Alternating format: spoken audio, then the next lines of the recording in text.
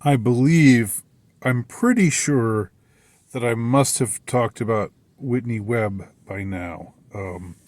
Whitney Webb is a researcher who I think does an incredible job just digging up everything that all of the shady things that are going on, that have been going on for decades, if not centuries, in particularly in the Western world. And she's somebody who is so detail oriented. You know, you could say that it's a symptom of her being on the spectrum, I suppose. But if that is the case, then it serves her well as a researcher. The one problem with her work is that there's so much. It's just like an encyclopedia of misdoings, of depraved behavior, and so forth. But I think Whitney Webb's work would be very helpful to you if you're someone who needs evidence of the fact that those who claim to have the authority to exercise power over the rest of us are generally up to absolutely no good, and are dishonorable people, and who habitually do really bad things. I can't really think of a better option right now off the top of my head. If you're somebody who wants to be disabused, or who's willing to be disabused of his predilection to see the good in the ruling class. I don't know if anybody has that predilection, but if they do, Whitney Webb is the antidote. I just saw Whitney on a particular show, which I found both kind of irritating and also enlightening, and helpful. And I guess I'll link to it because I found the host's behavior to be somewhat obnoxious, and it's well, I'll just put it all out there. I think the main problem I had with the way that he conducted things. He's somebody who likes to ask, like, there's certain kinds of interviewers who think they're being profound by throwing out this question, and having people, you know, on be on the spot, and having it be a question that takes some thought. It's not something that you should just that you can or should just answer immediately off the top of your head. It's something that you should think about. And his question was something like, "Who is it that hates America but loves Trump?" His thesis is basically, he's a big Trump supporter. I mean, I don't really care about that. That's fine with me. But this whole idea that anybody who is against Trump, or who thinks ill of Trump in any way, is just a hater of America.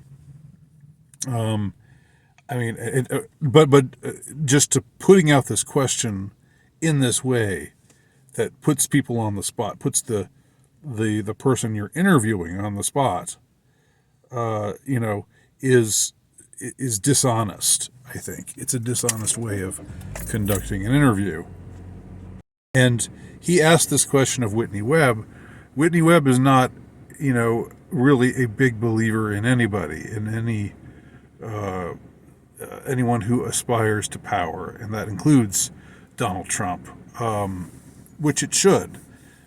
I think she would say, as I would say, and as probably a lot of other people would say, that Trump is the best of a lot of bad alternatives, but not that we wouldn't just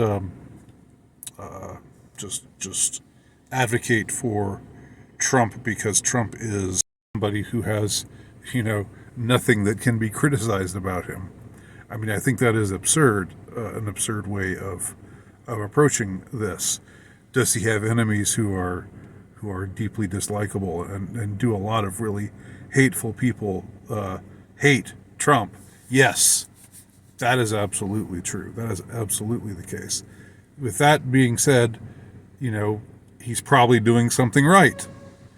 But on the other hand, that's no reason to valorize him, or no reason to put Trump up on a pedestal and say he's worthy, he's uniquely worthy of praise. Because you look at Trump, you look at his history, you look at things that he's done, you look at things that he did even during his presidency, and there's a lot to criticize. There really is.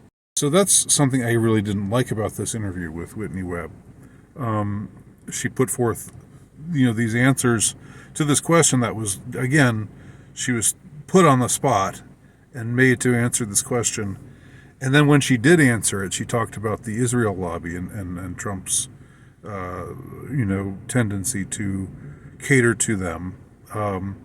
And she also talked about Big Pharma, and she talked about the capitulation that led to the lockdown and so forth. Things that definitely Trump needs to be held responsible for. And people want to make excuses for him for doing these kinds of things. And I don't think he should be excused for those really significant mistakes. Those are real dents in his record that are quite significant. One thing I will say about this interview is that it brought out this part of Whitney Webb that I hadn't seen before, in that she absolutely broke down in tears at one point. Now, I'm not somebody who I don't put a lot of stock in emotion. I don't think, oh, they're showing emotion. That means, isn't that touching? Isn't that wonderful? Most of the time, I'm not that kind of person, But I think for somebody like Whitney Webb, who is just if you know her, if you've ever heard her speak, that she is somebody who kind of rattles things off and has a lot of knowledge but who's not inclined to speak with a great deal of emotion. I believe that there's a conviction that animates her, and she said that before. She's talked about how she was asked once, I think, does she feel like she's in trouble? Does she ever feel like she's in danger because of the kind of things that she's exposing? And she says she doesn't care. Somebody needs to talk about this stuff. This needs to be put out there, and that's I think a very honorable sort of answer. But this interview was the first time that I saw Whitney Webb, with Pedogate in mind, with all of the children who have been victimized in various different ways by the sick and demented and depraved and degenerate ruling class, and all the different scandals that have arisen, not just Epstein and all the things that surround him, but the Franklin scandal and other things that you can look up that I've talked about before.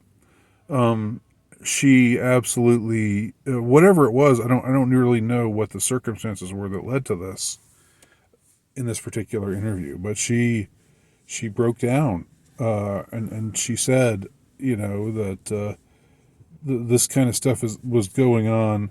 She was so disgusted by the fact that these kinds of things were going on in the United States, and that people didn't care. According to her, people that she tried to talk to about it just said, as long as I have my beer and my Netflix, it's not a big deal. and she was so appalled by that it led her to leave the country to where she lives now.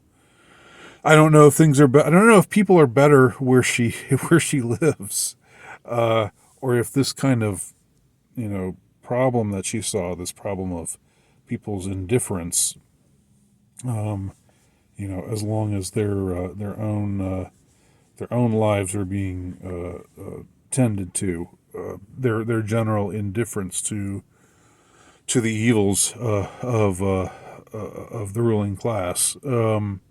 I don't know if that's better where she lives now, somewhere in South America, I think. But that might just be a human problem. But it was definitely moving for me to see Whitney Webb being moved in the same kind of way, because I really do think once it hits you square in the face, once you see what they're really like, and how the ruling institutions, the ones who are supposed to be tending to law and order and seeing to it that the innocent are protected, and that the guilty are brought to justice, when you see that they do the very opposite of that so often, you know, it's a disheartening thing to come across, and it really does grab you and shake you, and it happened to me. I've talked about that many times. It's happened to me once I came across I saw what things are really like, and to see Whitney Webb respond in that kind of way, in that kind of visceral way, was powerful for me. So I almost recommend seeing this interview. I think I'll just link to part of it, just the part where it's in different chunks, and I'll just give you the part where Whitney has such a strong visceral emotional reaction, because I think it's a way that I think everybody should be moved by the shit that goes on. It's we should be outraged, and we should be upset, deeply upset, about the things that they're doing, and how they're escaping justice. It should bother us all. So those are my thoughts, and look at click on the link below, which I will do. I'll link to the part that I was referring to, and see what you think, if you care to. Thanks for watching.